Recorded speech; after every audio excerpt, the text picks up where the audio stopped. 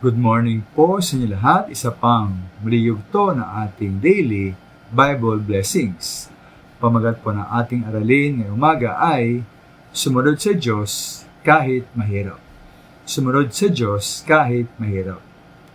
Ano pong isipin maramdaman ninyo? Halimbawa, sa susunod na buwan ay kakasal na kayo. Ngunit umamin ng kasintahan mo na dalaga na siya ay buntis na pala.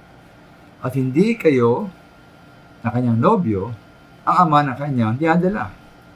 Siyempre, magalit ka sa kanyang pagtataksil. At malamang wala ng kasal, di po ba? Di may tuloy ang inyong kasal. Ganun po ang inisip at naramdaman ni Jose sa Mateo Kapitulo 1 ng Biblia.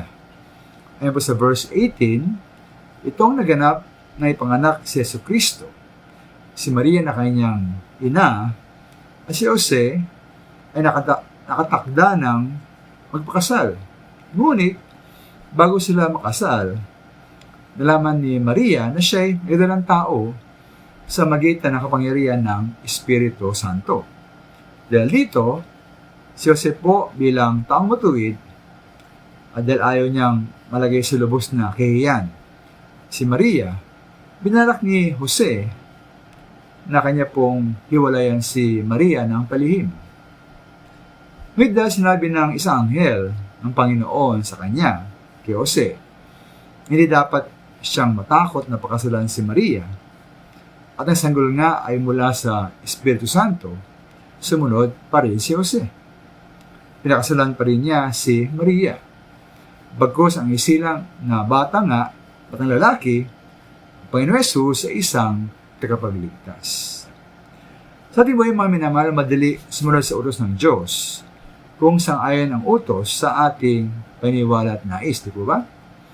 At kung ito ay pakinabang sa atin.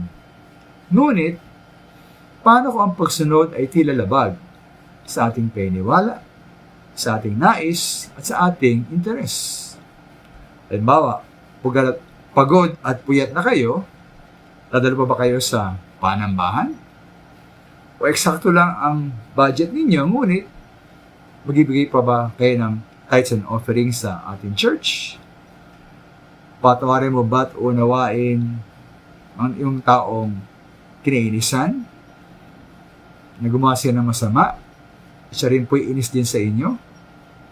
Ang minamalawa tayo po'y sumunod sa ating Diyos at sa kanyang mga utos, kahit mahirap, sumunod.